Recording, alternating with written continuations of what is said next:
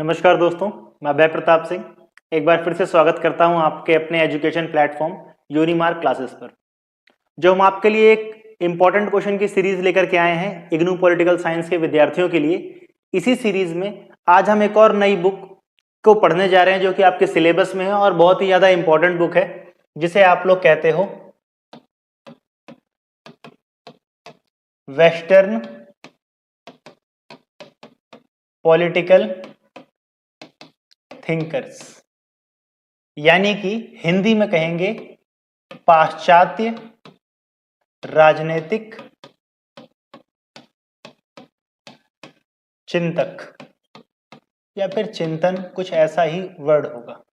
ठीक है, तो ये आज अपने को पढ़ना है, ये सब्जेक्ट हमको सीखना है, ये समझना है इसको क्या है इसके अंदर। देखिए बेसिकली कई बच्चों को ये सब्जेक्ट बड़ा बोरिंग लगता है कि क्या है ये, क्या लिख रहा हुआ है, उसकी ये सब याद करो। ऐसा देखिए कोई सब्जेक्ट बोरिंग नहीं होता, हमारे पढ़ने का तरीका जो होता है ना उसके ऊपर सारी बातें डिपेंडेंट करती हैं। ठीक है, आज आप सिर्फ लेक्चर देख लीजिए, आपको जितने भी इंपॉर्टेंट पॉलिटिकल थिंकर्स हैं सबके बारे में कुछ ना कुछ पता लग जाएगा और एग्जाम में आप देखना जो भी पॉलिटिकल थिंकर आएगा आपको लगेगा अरे वाह इसके बारे में तो आता है। ठीक है, अब होता क्या है कि ना वेस्ट वर्ल्ड में हम देखिए चिंतक दो तरह के होते हैं, एक हमारे अपने देश के हैं, एक वेस्टर्न है यानी यूरोपियंस जनरली। तो जो यूरोपियंस हैं हम उनको पाश्चात्य राजनीतिक चिंतक बोलते हैं। तो बहुत पुराने जमाने में जो चिंतक हमको पढ़ने हैं, जो वो उनके नाम क्या क्या है हमको, एक तो देखो प्लेटो के बारे में समझना है, हमें एरिस्टोटल के बारे में पढ़ना है। जो हिंदी मीडियम वाले हैं वो इसको तो प्लेटो बोलेंगे, इसको अरस्तु बोलेंगे हिंदी में। इसके बारे में हमको मैकियावेली के बारे में पढ़ लेना है, मैकियावेली। मैकियावेली के बाद हम पढ़ेंगे हॉब्स के बारे में, हॉब्स। उसके बाद हम पढ़ेंगे लॉक के बारे में, लॉक। उसके बाद हम पढ़ेंगे रूसो के बारे में, जे रूसो, जे रूसो के बारे में पढ़ेंगे। ठीक है, जे रूसो के बारे में कुछ एक पढ़ेंगे हम कार्ल मार्क्स के बारे में पढ़ेंगे, बहुत इंपॉर्टेंट थिंकर है कार्ल मार्क्स के सिद्धांत पढ़ेंगे। इसके अलावा भी छोटे मोटे कुछ थिंकर हैं लाइक जेएस मिल के बारे में पढ़ेंगे कुछ। ठीक है, जेएस मिल लिख देता हूं मैं यहां पर आपके लिए, जेएस मिल, इनके बारे में हम लोग पढ़ने वाले हैं। ठीक है, तो ये वो थिंकर्स हैं, अगर आपको इनके बारे में जनरली सामान्यतः अगर ज्ञान है तो मान के चलिए कि आप एग्जाम में बहुत अच्छा स्कोर करोगे। ठीक है, अब जब किसी थिंकर के बारे में पढ़ते हैं, देखो जिंदगी में हॉब्स ने हो सकता है बहुत सारे काम किए हों, बहुत सारे काम किए होंगे। ठीक है, लेकिन हर थिंकर जो है ना, हर विचारक किसी प्रसिद्ध खोज के लिए, जैसे एक वैज्ञानिक है, हम कहते हैं कि भाई न्यूटन ने क्या किया, तो ग्रेविटी की खोज की। अब न्यूटन ने तो जिंदगी में कई काम किए होंगे, लेकिन वो फेमस किस वजह से हुआ, अपनी ग्रेविटी की खोज की वजह से हुआ। ठीक है, माइकल फराडे ने जिस तरह से इंडक्शन की खोज की।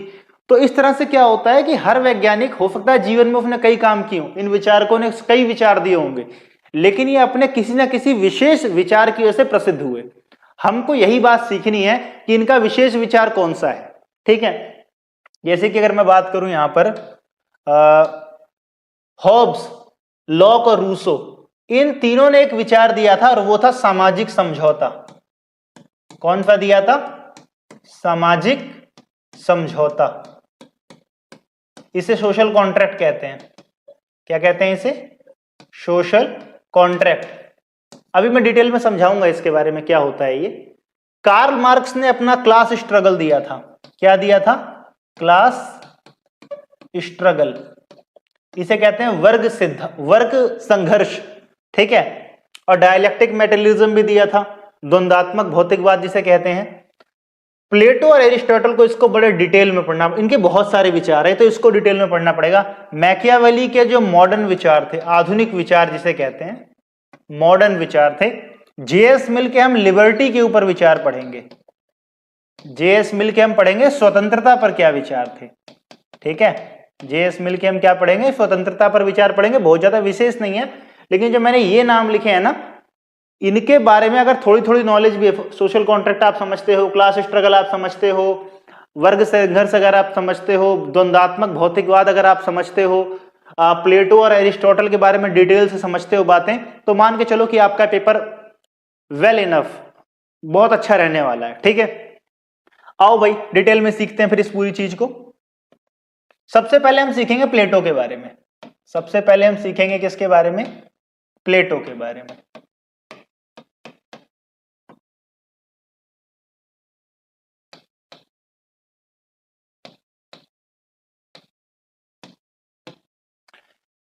सबसे पहले हम सीखेंगे प्लेटो के बारे में। तो भाई प्लेटो के बारे में क्या सीखेंगे? प्लेटो के बारे में ये सीखेंगे, प्लेटो को नाम मिला था उसके टीचर ने दिया था। उसके पीटी के टीचर थे, उसके पीटी के टीचर ने देखा तो कंधे वंदे बड़े चौड़े थे, उसका नाम प्लेटो रख दिया। ठीक है, पढ़ने वढ़ने में बड़ा इंटेलिजेंट था।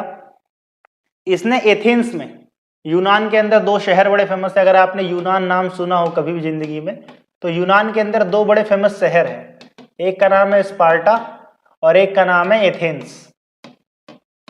यूनान को आज किस नाम से जाना जाता है? कौन सा देश ऐसा है जिसका पुराना नाम यूनान था? आज भी यूनान एग्जिस्ट करता है। इसका नया नाम क्या है? कमेंट बॉक्स में बता देना जरा जिनको पता हो। ठीक है, देखते हैं किसको पता है। तो फिलहाल पुराने जमाने में जो यूनान था, यूनान के अंदर दो बड़े शहर थे, एथेंस और स्पार्टा। इसी एथेंस का रहने वाला कौन था? प्लेटो रहने वाला था। तो इसने क्या किया था? इसने पढ़ाई लिखाई करके एथेंस में एक यूनिवर्सिटी खोली। इसने एथेंस में क्या खोल दी? एक यूनिवर्सिटी। इस यानी यूनिवर्सिटी बोले तो विश्वविद्यालय। और इसका नाम क्या था? इसका नाम था एकेडमी। इसका क्या नाम था? एकेडमी नाम था इसकी यूनिवर्सिटी का। और ये जो एकेडमी है ना, ये पहला विश्वविद्यालय है, first university of Europe. Europe का सबसे पहला विश्वविद्यालय अगर कोई है तो कौन सा है? वो है एकेडमी। अच्छा, इसने क्या किया प्लेटो ने? प्लेटो के बारे में जब हम पढ़ाई करते हैं तो सबसे पहले इसने समाज को देखा। ठीक है, समाज को देखा और अपने जिस विचार को इसने स्थापित करने का प्रयास किया, इसने बहुत सारी पढ़ाई लिखाई करी। एक्चुअली में प्लेटो सोचता था ना कि समाज जो है ना सुधारा कैसे जाए, बहुत अच्छा कैसे सुधारा जाए, बहुत बढ़िया बनाना चाहता था एक्चुअली में इसको। तो उसने सोचा देखो अच्छा समाज बनाने के लिए क्या करना पड़ेगा, हमको एक अच्छा राजा चाहिए। ठीक है, अच्छा राजा कैसे बनेगा? तो उसने कहा अच्छा राजा बनेगा अच्छी एजुकेशन से। ठीक है, तो अच्छा राजा अच्छी एजुकेशन से बनेगा। तो इसकी जो कोर आइडेंटिटी थी, इसने अपना पूरा जीवन लगा दिया। पूरा जीवन किस में लगा दिया? एक आदर्श राजा ढूंढने में। इसने कहा भाई मुझको एक आदर्श राजा चाहिए अपने राज्य में से, जो इस पूरे एथेंस को एक आदर्श राज्य बना सके। ठीक है, इसने क्या कहा कि आदर्श राजा चाहिए जो पूरे एथेंस को क्या बना सके? आदर्श राज्य बना सके। अब हुआ क्या? क्या इसकी खोज खत्म हुई? इसका एक स्टूडेंट था, उसको इसने पढ़ाना शुरू किया। एट द एंड कुछ टाइम तक सही चलता रहा, लेकिन बाद में उसने मना कर दिया, भाई मेरे बस की नहीं है, तुम्हारी तरफ से तुम डायलॉग बाजी कर रहे हो ना, इतना काम करना मेरे बस की बात नहीं है। तो एट द एंड ये फेल रहा अपने जीवन में फेल रहा। मतलब इसने जो आदर्श राजा बनाने के लिए जो सारी मेहनत की वो कामयाब नहीं हो पाई। एट द एंड 81 ईयर में, 81 साल की उम्र में इसकी डेथ हो गई थी। इसने अपनी जिंदगी में बहुत सारी कुछ अच्छी अच्छी बुक्स लिखी थी। बुक्स का नाम याद रखना, एग्जाम में लिख दोगे तो। इसकी सबसे फेमस बुक थी द रिपब्लिक। ठीक है, रिपब्लिक इसकी सबसे फेमस बुक थी। उसके बाद मरने से पहले जस्ट इसने जो बुक लिखी थी, और बुक आधी रह गई थी, उसका नाम था द लॉस। ठीक है, लॉस। ये दो क्या है? ये दोनों इसकी बुक हैं। ये वाली इसने बुक लिखी थी। ठीक है, अब इसने अलग अलग प्रिंसिपल दिए, अलग अलग प्रिंसिपल दे रहा है बंदा। कुछ प्रिंसिपल जो बड़े इंपॉर्टेंट है, जो कि हमको पढ़ने चाहिए, वो कौन से प्रिंसिपल हैं? वो प्रिंसिपल ये वाले हैं कि भाई हमको सबसे पहले तो न्याय का सिद्धांत सीखना है। इसका क्या सीखना है हमको? हमको सीखना है न्याय का सिद्धांत, थ्योरी ऑफ जस्टिस। तो भाई क्या है इसका थ्योरी ऑफ जस्टिस? तो थ्योरी ऑफ जस्टिस में इसने कहा था बेसिकली प्लेटो ने कहा कि न्याय जो है ना, वो व्यक्ति का आत्मीय विचार है। ठीक है, यानी न्याय तब तक समाज में स्थापित नहीं हो सकता तब तक व्यक्ति अंदर से ना चाह ले न्याय करना। ठीक है, तो ये कहता है कि न्याय क्या है? आत्मा का गुण है। इसने क्या कहा, न्याय का क्या है, आत्मा का गुण है। अब इसने कहा व्यक्ति के अंदर जो आत्मा होती है उसके अंदर 3 तरह की क्या होती है, क्वालिटीज होती है। इसने कहा कि आत्मा के जो गुण होते हैं, मैं यहां लिख देता हूं, देखो इसने कहा कि व्यक्ति की जो आत्मा होती है, आत्मा के जो गुण होते हैं वो 3 तरह के होते हैं। या तो व्यक्ति होगा लोभी, लोभी या फिर कह सकते हो लालची, या तो व्यक्ति होगा लोभी और लालची, या तो व्यक्ति हो जाएगा बहादुर, कह सकते हो साहसी, और या तो व्यक्ति होता है बहुत ज्यादा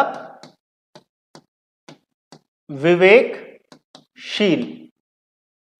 तो व्यक्ति के अंदर इन तीनों में से एक ना एक प्रॉपर्टी तो होती ही होती है, ठीक है, और इसी प्रॉपर्टी के बेस पे डिसाइड होता है कि वो क्या करने वाला है। इग्नू के एग्जाम्स आ गए हैं और आप भी टेंशन में हो, सिलेबस बड़ा है, टाइम कम है और समझ नहीं आ रहा कहाँ से पढ़ाई करें, तो टेंशन मत लो। यूनिमा क्लासेस लेके आया है 2025 के लिए upgraded notes, 100% exam oriented trips और स्मार्टली डिजाइन नोट्स। यूनिमा क्लासेस ने नोट्स में कवर किए हैं topic summary, main points for quick revision, 8+ possible exam questions कि किस तरह से एग्जाम में आपसे क्वेश्चंस पूछे जा सकते हैं, flow charts to easily understand the topic, then आता है आंसर विद की हाइलाइट्स कि किस तरह से आप एग्जाम्स में आंसर्स लिख सकते हैं। पिछले कई सालों से यूनिमा क्लासेस के नोट्स प्लस वीडियो लेक्चर्स ने थाउजेंड्स ऑफ स्टूडेंट्स की हेल्प करी है, ना सिर्फ एग्जाम को क्लियर करने में, इवन एग्जाम्स में अच्छा स्कोर करने में। तो सोच क्या रहे हो, एग्जाम क्लियर करने हैं, वो भी बिना टेंशन के? तो अभी यूनिमा क्लासेस की वेबसाइट पे जाओ और नोट्स डाउनलोड कर लो। यूनिमा क्लासेस की वेबसाइट का लिंक आपको इसी वीडियो के डिस्क्रिप्शन में मिल जाएगा। वीडियो लेक्चर्स के लिए यूनिमा क्लासेस विद्यार्थी के चैनल को अभी सब्सक्राइब करो।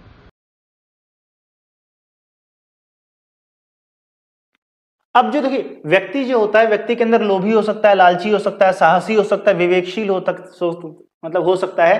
तो जो उसका गुण होता है ना, वो उसी हिसाब से क्या होता है, काम करता है। तो जो लोभी व्यक्ति होगा वो क्या बनेगा, वो व्यापारी बनेगा, वो व्यापार का काम देखेगा, ऐसा अरस्तु, ऐसा मतलब प्लेटो ने कहा है ऐसा सब कुछ। जो व्यक्ति साहसी होगा वो सैनिक बनेगा, और जो विवेकशील होगा वो कहां जाएगा, वो शासक वर्ग के अंदर जाएगा। कहां जाएगा, वो शासक वर्ग में जाएगा। और इस तरह से क्या किया, प्लेटो ने कहा कि भाई व्यक्ति की, हर व्यक्ति के अंदर इन तीनों में से कोई ना कोई प्रॉपर्टी होती है और वो इस हिसाब से अपना काम करेगा। जिसके अंदर कोई प्रॉपर्टी नहीं है इन तीनों में से, वो दास, वो मतलब इन तीनों की सेवा करेगा, बस सेवा का कार्य करेगा, ठीक है। और न्याय फिर क्या कहा गया, इसने कहा कि समाज में न्याय तभी स्थापित रहेगा जब समाज के प्रत्येक व्यक्ति अपने गुण के हिसाब से काम करे। जिसके अंदर मतलब साहसी गुण है तो वो सैनिक बन जाए जाकर के, अगर किसी के अंदर साहसी गुण है, वो व्यापार कर रहा है, तो मतलब वो न्याय नहीं कर रहा। तो ये प्लेटो का न्याय का सिद्धांत था भाई, जिसके अंदर जैसी प्रॉपर्टी हो वो वैसा ही काम करे। तो आइए अगली प्रॉपर्टी पर देखते हैं।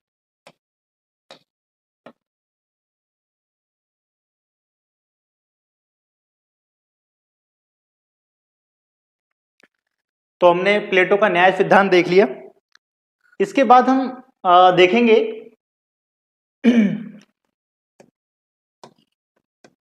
प्लेटो का साम्यवादी सिद्धांत, ठीक है। तो प्लेटो का साम्यवादी सिद्धांत हम देखेंगे। तो साम्यवादी सिद्धांत का मतलब क्या होता है, माफ कीजिएगा, थोड़ी वीडियो में आपको प्रॉब्लम आ रही होगी, कुछ कुछ लैग लग जा रहा होगा, ठीक है। आज थोड़ा सिस्टम में कुछ प्रॉब्लम है, बाकी आप कॉन्सेप्ट पे ध्यान दीजिए, आपको समझ में आ जाएगा अच्छे से, ठीक है। प्लेटो का साम्यवादी सिद्धांत क्या है, इसने साम्य, 2 तरह के सिद्धांत दिए, कम्युनिस्ट या कम्युनिज्म की थ्योरीज दी इसने एक तो दिया शिक्षा का सिद्धांत, शिक्षा का साम्यवाद, शिक्षा का साम्यवाद, कम्युनिज्म, और एक दिया इसने पत्नियों का साम्यवाद। एक इसने कहा पत्नियों का साम्यवाद, एक इसने कहा शिक्षा का साम्यवाद। तो भाई शिक्षा का साम्यवाद और पत्नियों का साम्यवाद क्या है, इसको हम डिटेल से समझेंगे। सबसे पहले हम समझते हैं शिक्षा का साम्यवाद क्या है, ठीक है। तो शिक्षा का साम्यवाद क्या है भाई, देखो इसने कहा कि भाई देखो, सबसे पहली बात तो शिक्षा जो है उसका कार्य राज्य का रहेगा, राज्य सबको शिक्षा देगा, वो भी फ्री एजुकेशन देगा, निःशुल्क होनी चाहिए शिक्षा सबके लिए। तो बच्चों को पहले 0 से लेके 6 साल तक के जो बच्चे हैं इनको कुछ शिक्षा देनी चाहिए, कुछ कहानी किस्से सुनाने चाहिए। फिर उसके बाद 6 से लेकर के 18 साल तक यहां पर उनकी बौद्धिक शिक्षा पे ध्यान देना चाहिए, बौद्धिक शिक्षा पे, मेंटली स्ट्रांग हो पाए। उसके बाद 18 से लेके 20 साल तक, 18 से लेके 20 साल तक उनको देना चाहिए शारीरिक शिक्षा के ऊपर बल देना चाहिए, उनकी शारीरिक शिक्षा पर बल देना चाहिए। किसने कहा ये सब? ये सब कहा कि भाई प्लेटो का प्लान था पूरा का पूरा, भाई एजुकेशन का जो है सारा का सारा हिसाब किताब ऐसा ही रहना चाहिए। ये एलिमेंट्री एजुकेशन है, प्रारंभिक शिक्षा है पूरी की पूरी। कैसी एजुकेशन है ये एलिमेंट्री, शुरुआत में इतना इतना तो होना ही चाहिए, ऐसा उसने कह दिया। अच्छा, वो शिक्षा में प्लेटो जो है ना मैथ को बड़ा इंपॉर्टेंट मानता था, गणित को बहुत इंपॉर्टेंट कहता था, व्यक्ति को गणित तो आनी ही चाहिए, ऐसा उसका मानना था। ठीक है, वो जो उसने यूनिवर्सिटी खोली थी ना एकेडमी जिसका नाम था, तो सोचो प्लेटो ने एक एकेडमी नाम की यूनिवर्सिटी खोल दी यूरोप में, और इस यूनिवर्सिटी के बोर्ड पे लिखा हुआ था कि जिसको गणित नहीं आती, जिसको मैथ नहीं आती, समझ लो उस यूनिवर्सिटी में आ ही नहीं सकता, उसकी एंट्री बिल्कुल बैन है। ठीक है, आज के जमाने में तो कई लोग जा ही नहीं पाते उसके अंदर। ठीक है, मैथ किसको इतनी अच्छी आती है। तो उसके बाद अब क्या हो जाएगा, 3 शिक्षाएं हो गई। उसने कहा यहां से फिर होगा एग्जाम, यहां से क्या होगा, एग्जाम, जैसे आप लोगों के हो रहे हैं, है ना। अब एग्जाम में जो लोग पास हो जाएंगे वो जाएंगे हायर एजुकेशन में। वो कहां जाएंगे? वो जाएंगे हायर एजुकेशन में। अब वो जाएंगे हायर एजुकेशन में क्या होगा, 20 से लेके 30 साल तक तगड़ी बिल्कुल शिक्षा होगी। अब हायर एजुकेशन में बड़े बड़े विषय पढ़ाए जाएंगे उसको। ठीक है, मनोविज्ञान, ठीक है, दर्शन शास्त्र पढ़ाया जाए, शास्त्रों की अध्ययन होने लग गया। ठीक है, फिर उसके बाद क्या हो जाएगा यहाँ पे हायर एजुकेशन में, 35 साल की उम्र में जब ये लोग 35 साल के हो जाएंगे तो 35 साल में फिर से एग्जाम होगा। जो लोग पास हो जाएंगे वो ट्रेनिंग के लिए चले जाएंगे आगे, और जो लोग यहां से फेल हो जाएंगे उनको जनरली सैनिक वैनिक वाले वर्ग में भेज दिया जाएगा। ठीक है, समझ में आ गई बात। अच्छा, एक बात और याद रखना, मैं बता देता हूं यहाँ पर, लिखा नहीं शायद, ये जो साम्यवाद का सिद्धांत आया था ना, ये साम्यवाद सबके लिए नहीं था, ये केवल सैनिक वर्ग के लिए था, या तो सैनिक या तो शासक। ये इन 2 वर्गों के लिए साम्यवाद आया था कि भाई एक तो शिक्षा उनकी अच्छी होनी चाहिए, ठीक है, तभी दार्शनिक राजा इसी में से तो कोई ना कोई निकलेगा। अब जो बच्चा यहां पर हायर एजुकेशन तक यहां पर पहुंच गया, 30 इस वाले एग्जाम में जो फेल हो गए सारे बन जाएंगे सैनिक, और जो लोग हो गए इसके अंदर पास वो ट्रेनिंग के लिए चले जाएंगे आगे कहां, ताकि वो शासक बन सके। ठीक है, अब उन ट्रेनिंग के अंदर जो बेस्ट कैंडिडेट निकलेगा उसको बना देंगे दार्शनिक राजा, और बाकी सारे बन जाएंगे उसके हेल्पर, सैनिक एम्प्लॉय वगैरह बन जाएंगे, उसके सहायक बन जाएंगे उसके। ठीक, तो इस किस्म से क्या हुआ, प्लेटो ने कहा कि मैं ऐसी एजुकेशन पॉलिसी बना रहा हूं कि एक अच्छा राजा निकल करके आएगा जो अच्छे से इस देश को चलाएगा, नैतिकता होगी, अच्छा होगा, समझदार होगा, शरीर से मजबूत होगा, दिमाग से मजबूत होगा, ऐसा उसने कहा। ठीक है, उसके बाद अब हम देखेंगे पत्नियों का साम्यवाद क्या है भाई ये। ठीक है, क्या है पत्नियों का साम्यवाद? प्लेटो ने कहा कि भाई देखो बात ऐसी है कि पत्नी होगी, कहीं राजा की पत्नी कहीं खूबसूरत सी हो गई तो फिर तो भाई राजा बोलेगा राजगाद जाए भाड़ में, तो बीवी के साथ चलो कहीं हनीमून पे। तो ऐसी हालत अगर हो गई तो फिर तो राज्य नष्ट हो गया, चौपट हो जाएगा, है ना। तो इसीलिए प्लेटो ने क्या किया, पत्नियों का साम्यवाद बना दिया।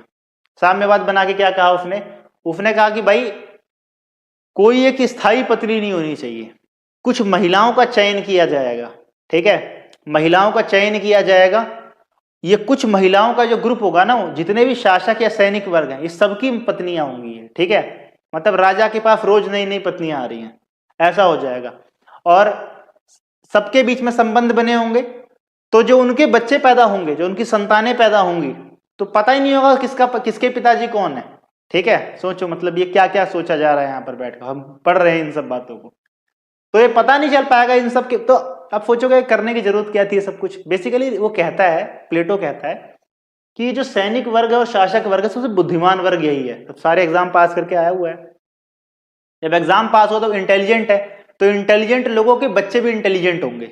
ठीक है, तो ऐसा इसने सोच करके इसने क्या किया कि इस किस्म से क्या हो जाएगा, बच्चे भी पैदा हो जाएंगे और राजा किसी मोह, जब राजा को पता ही नहीं है अपना बच्चा कौन सा इन सब में, फिर कैसा मोह, ना पत्नी का मोह रहेगा ना पुत्र का मोह रहेगा, तो सारा ध्यान उसका राजकाज की तरफ ही चला जाएगा। ऐसा ये सारी थ्योरी बनाई, किसने बनाई? ये पत्नियों का साम्यवाद यही है।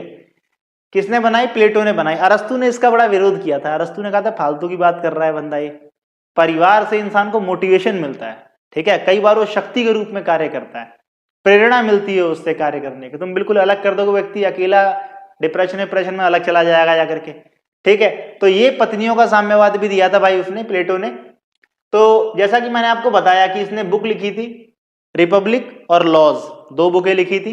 रिपब्लिक में इसने कहा था आदर्श राज्य बनाऊंगा, ऐसा बिल्कुल ये वो यूटोपियन वर्ल्ड, कल्पना में इसने कहा बहुत अच्छा वर्ल्ड बनाऊंगा, लेकिन जिस स्टूडेंट को इसने पढ़ाया है उसी ने बात नहीं मानी, तो इसने अपने आप को फेल मान लिया। फिर इसने बुक लिखनी शुरू करी लॉज में इसने अपने अपने विचार कुछ बदले, और बदल करके इसने अब थोड़ा रियलिस्टिक बात कर, अभी तक ये कल्पनावादी बात कर रहा था कि ऐसे शिक्षा कर देंगे, ऐसे पत्नी कर देंगे तो भाई राज्य बड़ा अच्छा हो जाएगा, लेकिन धीरे धीरे इसको वास्तविकता पता लग गया भैया ऐसा होने वाला कुछ भी नहीं है।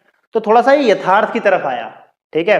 कल्पनावादी से क्या हुआ, यथार्थ की तरफ आया। कौन आया? प्लेटो आया, अपनी कौन सी बुक के अंदर? लॉज के अंदर। लॉज पूरी हो नहीं पाई थी, उससे पहले उसकी डेथ हो गई थी, ठीक है। तो प्लेटो के बारे में अगर इतनी जानकारी है तो मान के चलो कि आप एग्जाम में खाली तो नहीं बैठोगे, खुद भी कुछ करोगे, अपने बगल वाले को भी कुछ बताओगे, ठीक है। अब आ जाते हैं कहानी पे लेकर के अरस्तु के ऊपर। अरस्तु अंग्रेजी में कहें तो एरिस्टोटल, अरस्तु। ये अरस्तु जो है प्लेटो का स्टूडेंट था, उसी एकेडमी कॉलेज में पढ़ने गया था ये, ठीक है।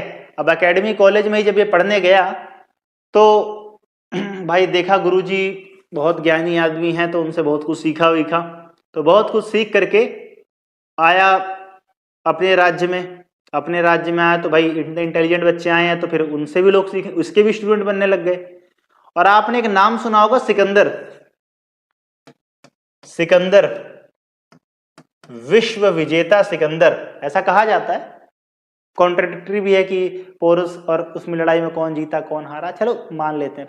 फिलहाल वो जो सिकंदर था ना, दुनिया जीतने निकल चुका था पूरा का पूरा, उसका टीचर अरस्तु ही था, ठीक है। गुरु उसके जो थे वो कौन थे? अरस्तु ही थे। और अरस्तु के गुरु कौन थे? प्लेटो थे। प्लेटो के गुरु कौन थे? सुकरात थे। तो चलता रहता है, गुरु शिष्य परंपरा है, बहुत पुरानी परंपरा है।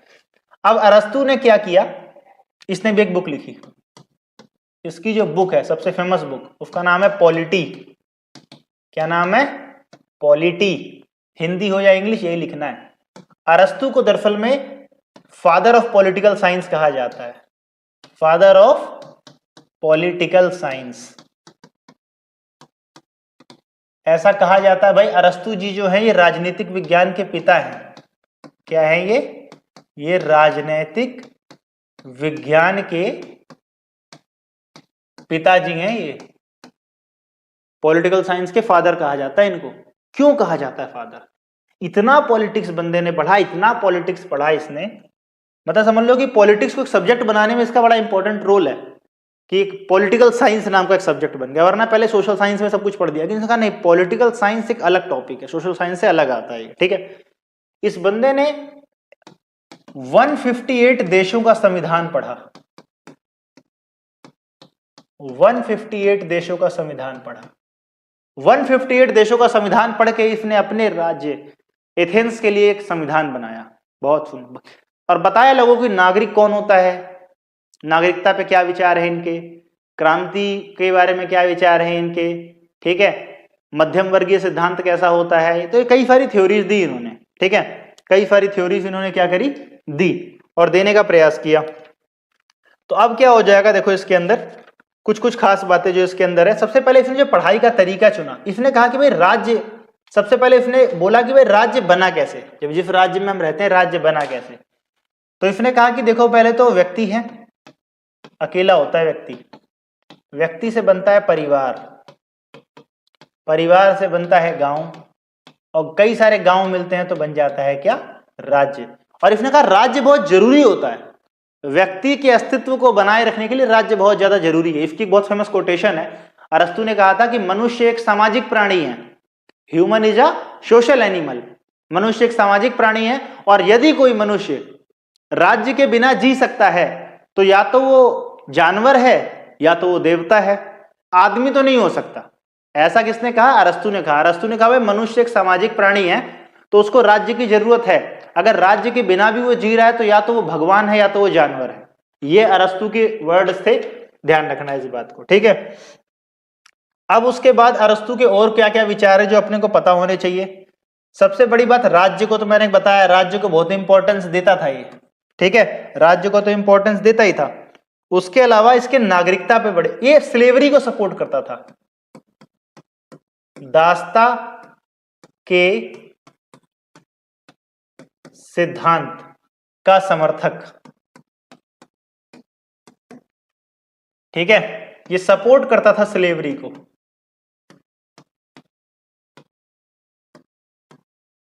ठीक है, सपोर्ट करता है किससे? स्लेवरी से। मतलब एक व्यक्ति अगर एक व्यक्ति का गुलाम है तो ये कहता है हाँ ये तो नॉर्मल बात है, कहता है कि गुलामी तो प्राकृतिक है, गुलामी होगी ही होगी, गुलामी प्राकृतिक चीज है और सही चीज है, इसका मानना है कि होनी भी चाहिए। श्रेष्ठ व्यक्ति अगर किसी बेवकूफ व्यक्ति को अपना गुलाम बना लेता है तो इसमें कोई गलत बात नहीं है, ऐसा इसका मानना था, ठीक है। लेकिन उसमें भी कुछ वर्ड्स हैं, कुछ इसके लिए बहुत आलोचना होती है कि गुलामी को सपोर्ट कर रहा है बताओ बंदा, लेकिन उसमें भी उसने कुछ कंडीशन रखी है। इसने कहा है देखो बात यह है कि लेकिन उस गुलाम के साथ ऐसा व्यवहार नहीं करना चाहिए कि जैसे किसी पशु के साथ व्यवहार कर रहे हो, उसका अच्छा व्यवहार करना चाहिए, ठीक है। और यदि उसके अंदर योग्यता डेवलप हो जाए तो राजा मतलब मालिक को चाहिए कि उसको छोड़ दे, ऐसा भी इसने कहा, ठीक है। तो स्लेवरी का लेकिन समर्थन करता है, ध्यान रखना इस बात का, ठीक है। इसके बाद इसने सिटीजनशिप, नागरिकता के ऊपर क्या किया? इसने नागरिकता का सिद्धांत दिया,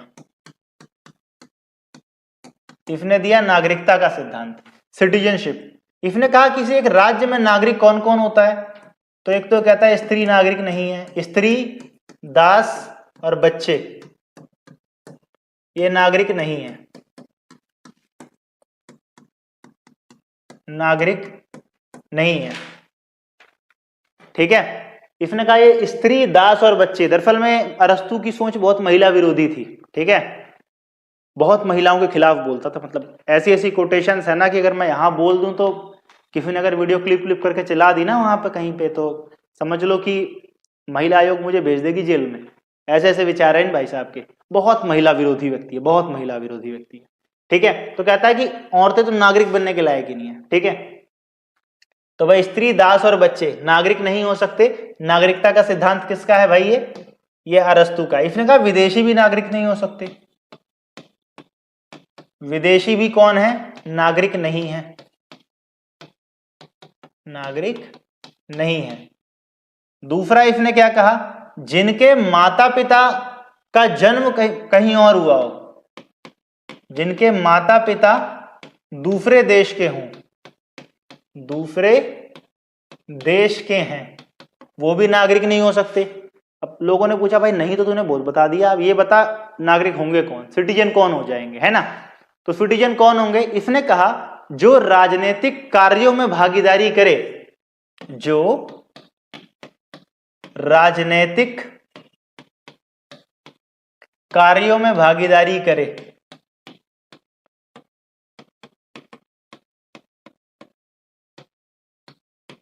वही क्या हो जाएगा?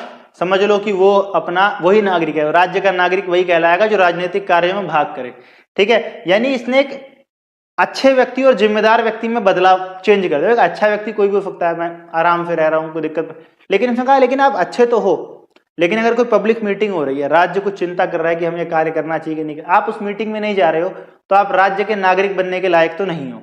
ऐसा किसने कहा? ऐसा अरस्तु ने कहा, ठीक है। समझ में आ गई सारी की सारी बातें अरस्तु के बारे में।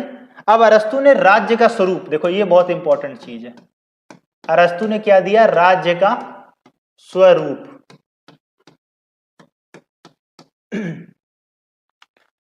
और मैं अपने हर वीडियो में बता देता हूं, देखो जो मैं पढ़ा रहा हूं ये एक ओवरव्यू में पढ़ाई है, ठीक है। इसको लिखने विखने की कोशिश मत किया करो, बस पेन वेन नीचे रखकर समझने की कोशिश करो। अगर आपको लगता है एक बार में समझ में नहीं आया तो रिवाइंड करके दोबारा एक बार उस चीज को देखो, दोबारा उस बात को समझो। मैंने आपके लिए इंपॉर्टेंट क्वेश्चंस की जो है पूरे की पूरी लिस्ट बना रखी है, 20-20 इंपॉर्टेंट क्वेश्चन है, हिंदी मीडियम में भी है, इंग्लिश मीडियम में भी है। नीचे डिस्क्रिप्शन बॉक्स में क्या दिया हुआ है, लिंक दिया हुआ है, वहां जाओ डाउनलोड कर लो, फ्री ऑफ कॉस्ट है अभी डाउनलोड करना उसके लिए, ठीक है। और चैनल को सब्सक्राइब नहीं है तो सब्सक्राइब कर दो, इतनी देर से पढ़ाई कर रहे हो, लाइक भी कर दो वीडियो को, ठीक है। चलो अब देखो राज्य का स्वरूप क्या होता है भाई। तो भाई प्लेटो ने क्या कह दिया, अरस्तु ने क्या कह दिया, अरस्तु ने कहा भाई राज्य है तो राज्य पे कोई राजा होगा, यानी कोई ना कोई राज करेगा। जब कोई ना कोई राज करता है तो राज करने की क्वालिटी अलग अलग होती है, कैपेबिलिटी अलग अलग होती है, नंबर अलग अलग होते हैं। मान लो कोई राज्य ऐसा है उसके ऊपर एक इंसान राज कर रहा है, जब 1 पर्सन का राज चल रहा है, एक व्यक्ति का राज्य, तो अगर वो व्यक्ति बहुत अच्छा राज कर रहा है, बहुत बढ़िया राज कर रहा है, तो उसको बोलेंगे राजतंत्र। क्या बोलेंगे, राजतंत्र। और अगर वो बहुत खराब राज्य कर रहा है तो क्या हो जाएगा, उसे बोलेंगे निरंकुश तंत्र। क्या बोलेंगे इसको, निरंकुश तंत्र। इंग्लिश मीडियम वालों के लिए भी लिख देता हूं भाई, इसे कहते हैं मोनार्की, ठीक है। एक तो हो जाएगी अपनी मोनार्की और एक हो जाएगी तुम्हारी टायरनी,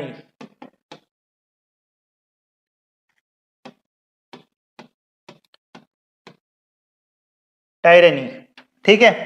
उसके बाद इसने कहा कि अगर कुछ ग्रुप ऑफ पीपल अगर राज करते हैं, ठीक है, सम पीपल,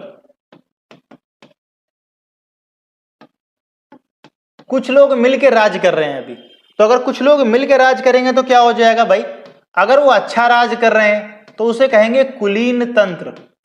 क्या कहेंगे उसे कहेंगे कुलीन तंत्र, ठीक है। और अगर वो जो मन कर रहा है बुरी तरीके से राज करता है तो उसे क्या बोलेंगे, उसे बोलेंगे तानाशाही, ठीक है, उसे कह देंगे तानाशाही। तीसरा उसने कहा कि अगर मैनी पीपल्स, बहुत सारे लोग राज कर रहे हैं, मैनी पीपल, तो मैनी पीपल्स के अंदर क्या हो जाएगा भाई, अगर वो अच्छे से राज कर रहे हैं तो उसे बोलेंगे पॉलिटी, और अगर वो खराब राज कर रहे हैं तो उसको क्या बोलेंगे हम, उसको बोलेंगे हम डेमोक्रेसी यानी लोकतंत्र, ठीक है। तो यानी अरस्तु ने क्या किया है, अरस्तु डेमोक्रेसी को एक बुरी चीज मानता है, ये सारे बुरे हैं, बुरे तरीके से यदि राज किया जाए, और ये हो जाएंगे तुम्हारे अगर अच्छे तरीके से किया जाएगा तो ये एक राज्य का चित्र है, किस प्रकार से अरस्तु कहता है। इसका स्क्रीनशॉट ले लो चाहो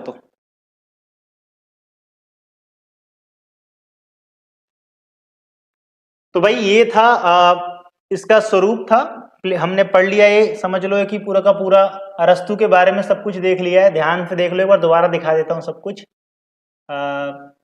एरिस्टोटल, अरस्तु एथेंस का रहने वाला था, मैंने बताया कि प्लेटो का विद्यार्थी था, प्लेटो का शिष्य था, और पॉलिटी इसकी सबसे फेमस पुस्तक का नाम है। इसको फादर ऑफ पॉलिटिकल साइंस कहते हैं, यानी कि राजनीतिक विज्ञान का पिता कहा जाता है। इसने 158 देशों का संविधान पढ़ा था।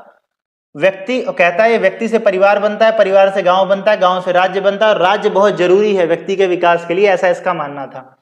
इसने दासता के सिद्धांत का समर्थन किया। इसने कहा ठीक है दास होना चाहिए, यदि कोई बुद्धिमान व्यक्ति किसी मंदबुद्धि व्यक्ति को अपना नौकर बनाता है, दास बनाता है, तो इसमें कोई गलत बात नहीं है, ऐसा इसका मानना है। नागरिकता के सिद्धांत में इसने क्या कहा कि स्त्री कभी नागरिक नहीं हो सकती, दास कभी नागरिक नहीं हो सकता, बच्चे कभी नागरिक नहीं हो सकते, विदेशी नागरिक नहीं हो सकते, जिनके माता पिता दूसरे राज्यों में रहते हैं वो कभी नागरिक नहीं हो सकते। तो हो कौन सकता है भाई, तो इसने कहा कि भाई जो राजनीतिक कार्यों में भाग लेगा वही क्या हो जाएगा, राजनीति मतलब राज्य का नागरिक बनने के लायक रहेगा। तो इसने राज्य के स्वरूप को लिखा है। एक व्यक्ति राज कर रहा है, अच्छे से राज कर रहा है तो राजतंत्र, बुरे तरीके से राज कर रहा है तो निरंकुश तंत्र। बहुत कुछ लोग राज कर रहे हैं, अच्छे तरीके से राज कर रहे हैं तो कुलीन तंत्र, और अगर खराब तरीके से राज कर रहे तो तानाशाही। अगर इसने कहा बहुत सारे लोग राज कर रहे हैं, अच्छे से कर रहे हैं तो ताना पॉलिटी ही इसकी बुक का भी नाम है। और इसने कहा कि भाई अगर बुरे तरीके से राज कर रहे हैं तो डेमोक्रेसी, तो लोकतंत्र को एक बुरा मानता है हिसाब किताब, ठीक है। तो एग्जाम में अगर आपसे पूछे कि भाई अरस्तु के बारे में कुछ नकारात्मक मूल्यांकन करो तो आप बता सकते हो तो ये दासता का समर्थन कर रहा है, महिला विरोधी है ना, डेमोक्रेसी को बुरा बता रहा है, डेमोक्रेसी का इतना अच्छा फॉर्मेट है सरकार का।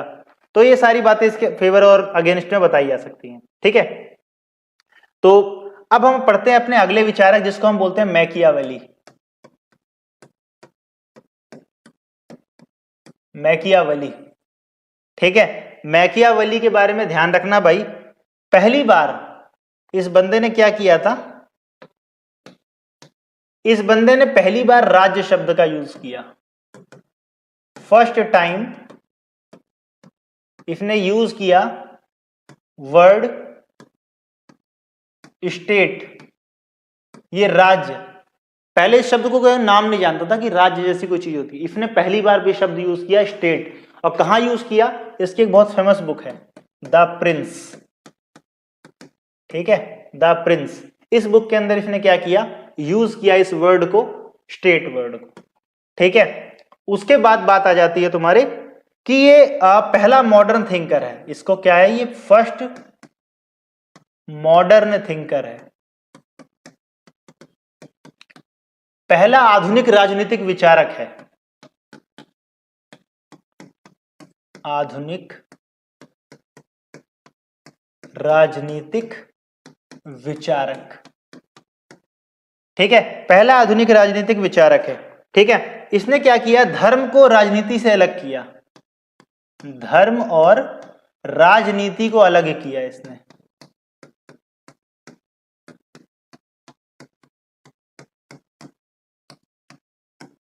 इसने धर्म और राजनीति को क्या कर दिया, बिल्कुल अलग कर दिया, बिल्कुल। ठीक है, इसने कहा रिलीजन को बिल्कुल बाहर करो। चर्च, बेसिकली जब मैकियावेली जिस दौर में था ना, इटली का रहने वाला था, फ्लोरेंस शहर का, तो उस दौर में चर्च में और राज्य में लड़ाई चल रही थी कि भाई चर्च की बात माननी चाहिए कि स्टेट की बात माननी चाहिए। तो इसने कहा चर्च वर्च की कोई बात नहीं माननी चाहिए, रिलीजन एक अलग चीज है, धर्म एक अलग चीज है, राज्य एक अलग चीज है। ठीक है, तो इसलिए हमेशा हमको किस पे ध्यान देना चाहिए, हमको राज्य पे ध्यान देना चाहिए। इसने कहा राज्य महत्वपूर्ण है, लोगों की रक्षा राज्य कर रहा है, धर्म लोगों की रक्षा नहीं कर रहा। ठीक है, ऐसा इसने कहा। ठीक है, इसने कुछ बताया कि भाई राजा के अंदर जो गुण होने चाहिए वो कैसे होने चाहिए। इसने ये कहा पहली बात तो कि मनुष्य का जो स्वभाव है, इसका मानना क्या है। इसने कहा कि मनुष्य का स्वभाव लोभी, यानी कि लालची, कायर और मतलब बुरा से बुरा तुम कुछ बोल लो। ठीक है, लोभी होता है, कायर होता है, और क्या कह सकते हो कि स्वार्थी होता है, कह सकते हो, है ना, स्वार्थी होता है। ऐसा किसने कहा, ऐसा कहा मैकियावेली ने कि जो इंसान का स्वभाव होता है ना, इंसान स्वभाव से बहुत स्वार्थी होता है, बहुत लोभी होता है, बहुत लालची होता है। वो बस लेना चाहता है, पाना चाहता है। ठीक है, बदले में कुछ देना नहीं चाहता कभी भी किसी को।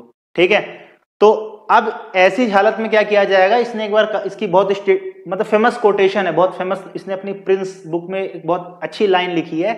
इसने कहा मनुष्य इतना लोभी होता है कि वो एक टाइम के लिए अपने पिता के हत्यारे को भूल जाएगा। उसके पिता को किसने मारा ये भूल सकता है, लेकिन किसने उसका पैसा ले रखा है वो इसको कभी नहीं भूलेगा।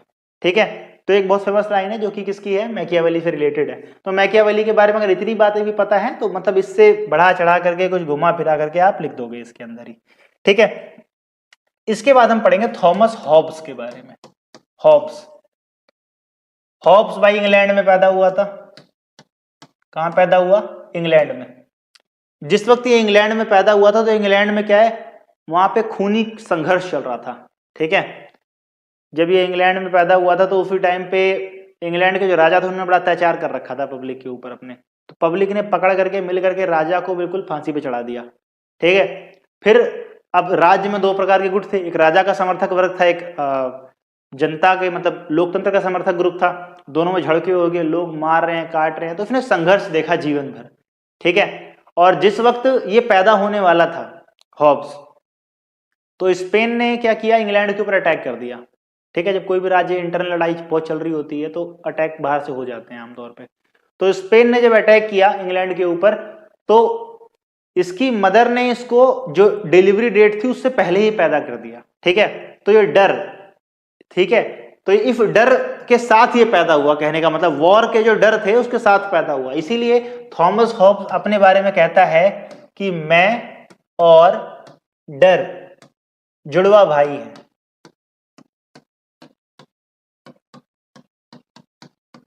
तो इतना महान विचारक ये क्या कह रहा है, ये कह रहा है मैं और डर जो है वो जुड़वा भाई हैं। ठीक है, क्यों बताया मैंने, रीजन एक्सप्लेन कर दिया आपको।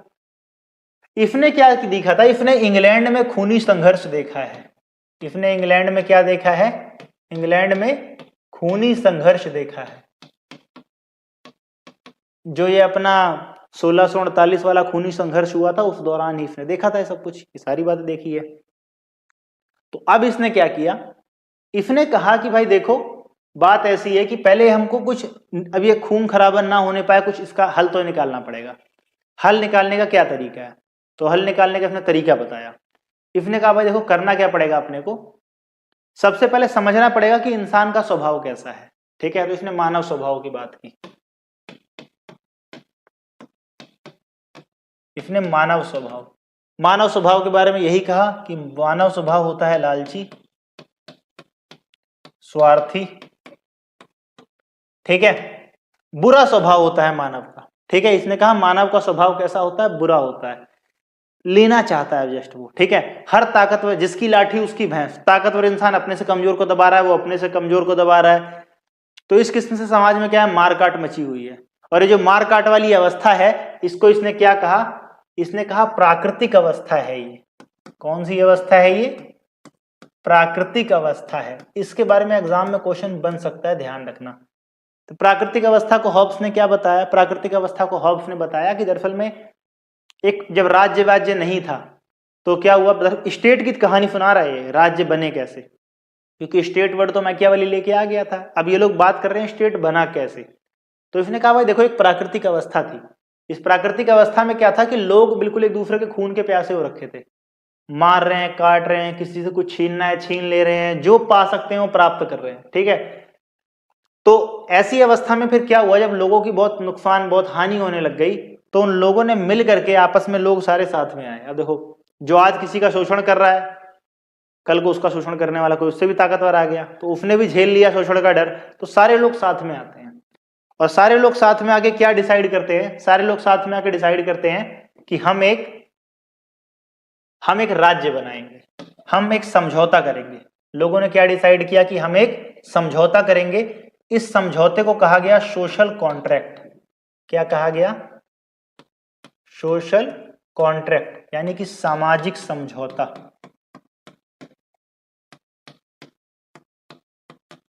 इसे कहा गया सामाजिक समझौता।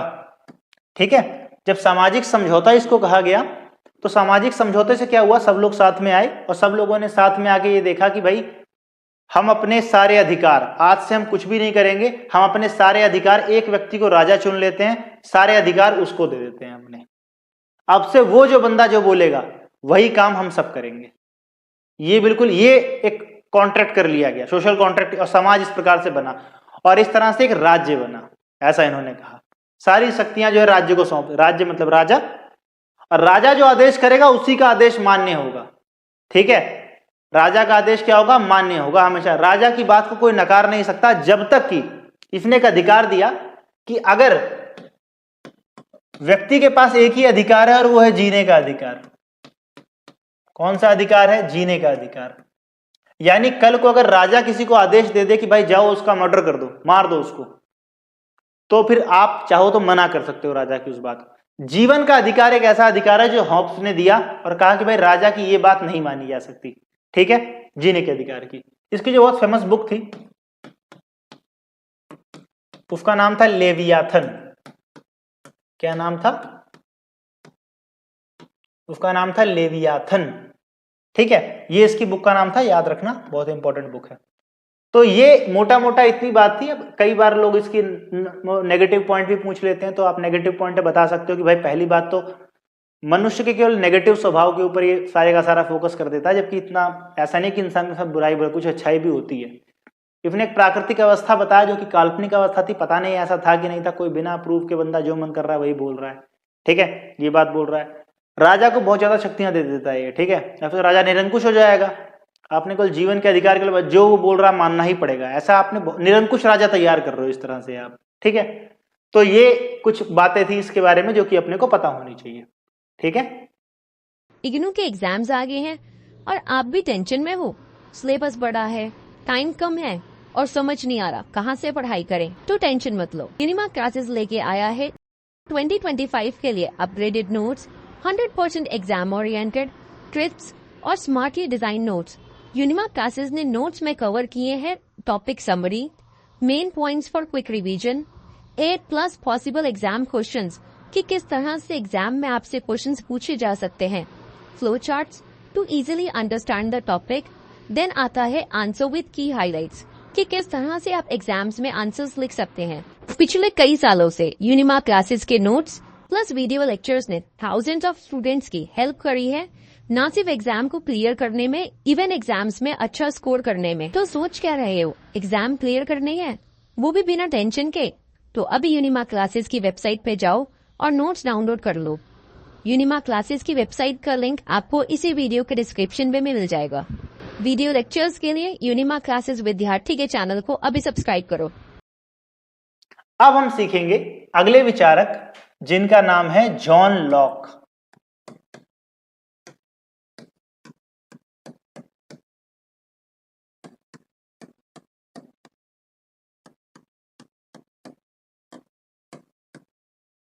तो भाई जॉन लॉक के बारे में पढ़ेंगे। जॉन लॉक को दरअसल में फादर ऑफ लिबरलिज्म कहा जाता है, याद रखना ये सब बातें।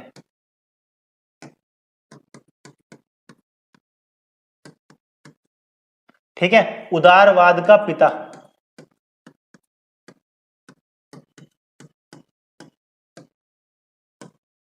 आज जो हम बात करते हैं ना लिबरल, तो लिबरलिज्म वर्ड लाने वाले दुनिया में अगर कोई थे तो यही व्यक्ति थे। ठीक है, तो मतलब फादर ऑफ लिबरलिज्म इन्हें कहा जाता है, उदारवाद के पिता हैं ये।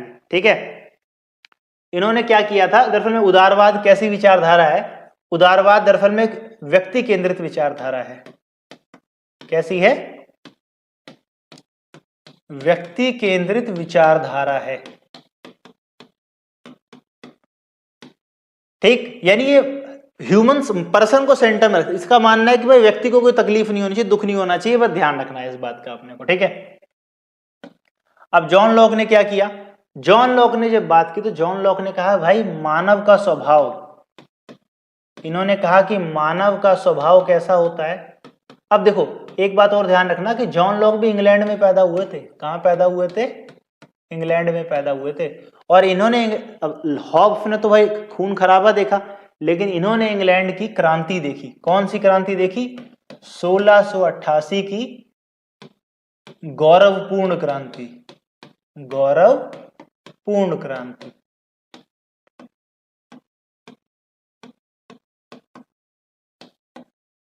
ठीक है, 1688 की मतलब बड़ी आइडियल रिवॉल्यूशन हुई थी, बड़े आराम से सब कुछ बड़े शांति से हुआ। तो इसीलिए इनको देखा, तो लॉक ने क्या कहा? लॉक ने देखा यार सब कुछ तो बड़े शांति से हो गया, तो बड़े अच्छे से हो रहा सब कुछ। तो उन्होंने कहा कि मानव का स्वभाव जो होता है वो परोपकारी होता है। मानव का स्वभाव परोपकारी होता है। ठीक है, उदार होता है, दयालु होता है। ठीक है, इन्होंने कहा भाई मानव का स्वभाव ऐसा होता है, परोपकारी है, उदार है, दयालु है। तो जो प्राकृतिक अवस्थाएं थी, तो प्राकृतिक अवस्था में सब बड़े अच्छे से रहते थे, मेल जोल से, बड़े हंस खेल के, बोल बात करके अच्छे से, बहुत बढ़िया रहते। इन्होंने प्राकृतिक अवस्था की बात की, मतलब इनकी प्राकृतिक अवस्था लेकिन थोड़ी सी अलग है। प्राकृतिक अवस्था की बात की इन्होंने, तो इन्होंने कहा प्राकृतिक अवस्था बड़ी अच्छी थी, वहां तो लोग बड़े प्यार से, मेल जोल से, भाईचारे से आपस में रहते थे। लेकिन अब जो व्यवस्था जनरेट हो गई है, जो व्यवस्था इस पूरी आबादी बढ़ने की वजह से, अर्थतंत्र की वजह से जो व्यवस्था जनरेट हो गई है, ये व्यवस्था में कुछ कुछ क्या होने लगा, लोग एक दूसरे के अधिकारों का हनन करने लग गए हैं। ठीक है, कोई किसी जमीन पे कब्जा कर ले रहा है, कोई कुछ हो रहा है, तो मतलब प्रॉब्लम्स आ रही हैं थोड़ी सी। तो इन्होंने क्या किया? इन्होंने कहा कि ठीक है, हम एक सोशल कॉन्ट्रैक्ट कर लेते हैं। हमें क्या करते हैं? सोशल कॉन्ट्रैक्ट करते हैं, यानी कि सामाजिक समझौता कर लेते हैं। हम एक सामाजिक समझौता कर लेते हैं, ऐसा इन्होंने कहा। और ये जो सामाजिक समझौता हम करेंगे, ये दो समझौते होंगे। ठीक है, इन्होंने क्या किया? इन्होंने कहा हम दो कॉन्ट्रैक्ट करेंगे। इन्होंने कहा दो कॉन्ट्रैक्ट, दो समझौते। पहला होगा सोशल और अगला होगा पॉलिटिकल। यानी पहला होगा समझौता सामाजिक और दूसरा होगा राजनीतिक। ठीक है, समझौता सामाजिक भी होगा, राजनीतिक भी होगा। इनकी बुक का नाम ही एक्चुअली में यही है, टू ट्रीटी ऑफ गवर्नमेंट।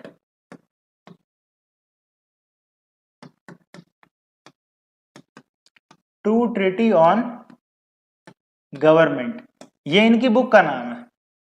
तो इन्होंने दो समझौते करवाए। सामाजिक समझौते के अंदर क्या होता है, सारे लोग आपस में आते हैं और आपस में मिल करके डिसाइड करते हैं भाई कोई किसी के अधिकार का हनन नहीं करेगा, अपने अधिकार का इतना उपयोग भी मत करो कि दूसरे के अधिकार का हनन हो जाए। ठीक है, जैसे मेरे पास तो भाई 10 गाड़ियां हैं, 10 गाड़ियां चला रहा हूं, लेकिन उससे जो पॉल्यूशन हो रहा है तो उससे किसी और इंसान का दम घुट सकता है, अस्थमा हो सकता है, कई बीमारियां हो सकती हैं उसको। तो मुझे तो पता है, लेकिन मैं अपने अधिकार के उपयोग, क्योंकि मेरे पास तो पूरी आजादी है, लेकिन मेरी आजादी से किसी और का क्या हो सकता है, अधिकार का हनन हो रहा है, तो मुझे वो काम नहीं करना। ठीक है, ये लोगों ने आपस समझौता कर लिया, हम एक काम नहीं करेंगे ऐसा कुछ। फिर इन सारे लोगों ने आपस समझौता कर लिया, फिर ये लोग गए राजा के पास, एक राजा चुना गया। उस राजा से कहा गया कि भाई अगर कोई समझौते को तोड़ने की कोशिश करेगा, तुम्हारा काम है उसको सजा देना। तुम्हारा काम क्या है, उसको सजा देना। और तुम्हारा काम केवल सजा देना ही है, दूसरा तुमको कोई काम करना ही नहीं है। तुम ये नहीं बताओगे लोगों को बिजनेस तुम क्या करो, तुम कैसे खाओ, क्या पियो, कैसे रहो, क्या बोलो, ये सब नहीं बताना। तुम्हारा काम सिर्फ इतना बनेगा कि जो सामाजिक समझौते को तोड़ता है तुम्हें उसको सजा देनी है। ठीक है, तो इस तरह से ये दो समझौते हो गए और इसी को सोशल कॉन्ट्रैक्ट कहा गया। ठीक, अब जो ये जॉन लॉक थे, जॉन लॉक ने एक तो लिमिटेड, किसकी बात की, लिमिटेड गवर्नमेंट की। भाई गवर्नमेंट लिमिटेड ही हो गई ना, सीमित सरकार। सरकार कैसी हो गई, सीमित हो गई। सीमित सरकार क्या कर रही है, सीमित सरकार मतलब उसका काम केवल कानून व्यवस्था को देखना ही है, बाकी किसी और व्यवस्था पर उसका कोई नियंत्रण नहीं है उसका। ठीक है, अब यहां पर जॉन लॉक ने कहा प्रत्येक व्यक्ति के पास 3 अधिकार होंगे। कौन कौन से अधिकार दिए जॉन लॉक ने, जॉन लॉक ने एक तो दिया जीवन का अधिकार, जीवन का अधिकार।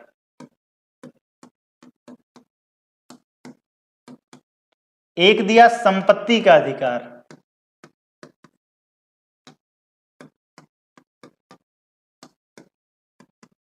और तीसरा इन्होंने दिया स्वतंत्रता का अधिकार।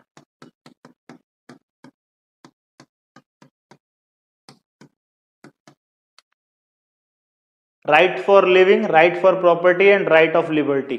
ठीक है, तो स्वतंत्रता, जीव संपत्ति और जीवन, 3 अधिकार दिए। अगर आप कंपेयर करोगे, पीछे हमने अभी पढ़ा था हॉब्स, हॉब्स ने सिर्फ एक जीवन का अधिकार दिया था, है ना, इन्होंने 2 अधिकार एक्स्ट्रा भी दिए, कहा संपत्ति का भी अधिकार है, मनुष्य इतनी चाहे संपत्ति कमा सकता है। ठीक है, स्वतंत्रता का भी अधिकार है, स्वतंत्र है आने जाने के लिए, बोलने के लिए, खाने के लिए, सब चीज के लिए स्वतंत्र है वो इस काम के लिए। ठीक है, ये सारी बातें किसने करी, ये सारी बातें जॉन लॉक ने की। इनकी बुक का नाम दोबारा बता दे रहा हूं, टू ट्रीटी ऑन गवर्नमेंट है, और कैसे 2 समझौते हुए थे इनका भी ध्यान रखना है अपने को। ठीक है, तो ये कुछ बातें थी जॉन लॉक के बारे में जो अपने को पता होनी चाहिए। ठीक है, एग्जाम में ये भी पूछ सकते हैं तुमसे कि भाई जॉन लॉक का सामाजिक समझौता और जो थॉमस हॉब्स का सामाजिक समझौता है, इन दोनों में क्या डिफरेंसेस क्या है इन दोनों के अंदर। ठीक है, तो ये पूछा जा सकता है, ध्यान रखना है इस बात का। अब हम जो अगले पढ़ने वाले, जिनके बारे में हम पढ़ने वाले हैं, उनका नाम क्या है, उनका नाम है जे जे रूसो, जे जे रूसो। ठीक है, जीन जैकब रूसो। ठीक है, जीन जैकब रूसो, ये पैदा हुए थे स्विट्जरलैंड में।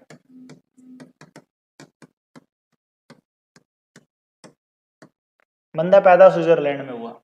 ठीक है, स्विट्जरलैंड में जब पैदा हुआ तो इन्होंने कहा कि भाई, इन्होंने कहा कि मनुष्य तो स्वभाव से अच्छा है, मनुष्य क्या है, मनुष्य का स्वभाव सही है, समाज का खराब है।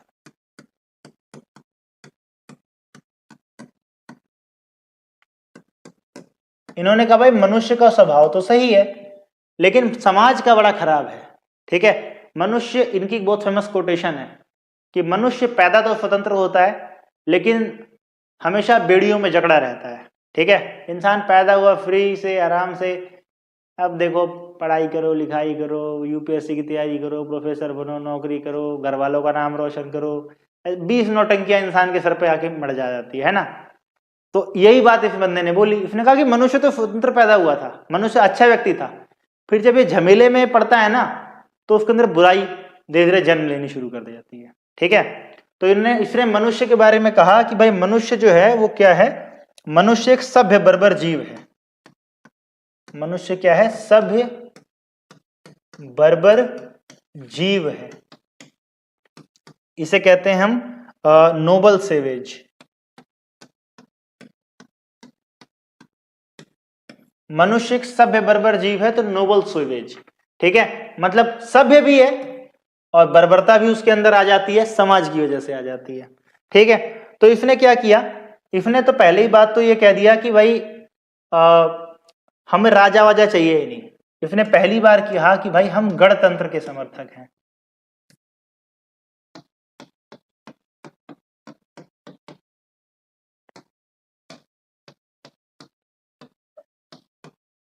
हम गणतंत्र के समर्थक हैं। ठीक है, गणतंत्र के समर्थक है। इसने ऐसा कहा कि हमें राजा वाजा नहीं चाहिए, गणतंत्र के समर्थक है। इसने कहा कि फिर होता क्या है, अब लोग जो है उनकी कुछ इच्छाएं होती हैं। लोगों की क्या होती है, कुछ इच्छा होती है। इच्छा बोले तो विल, इच्छा है। ये दो प्रकार की इच्छाएं होती हैं। एक तो होती है तुम्हारी नहीं, मतलब लोगों की। एक होती है एक्चुअल विल और एक होती है रियल विल।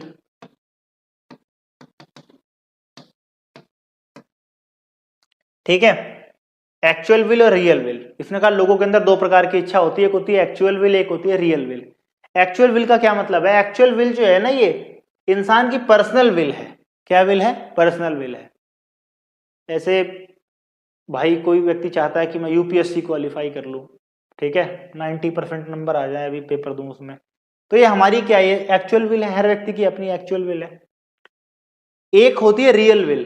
रियल विल जो होती है ना, जब हर व्यक्ति की रियल विल मतलब सबके अंदर वो कॉमन है, इसके अंदर समाज सेवा का भाव होता है इसके अंदर।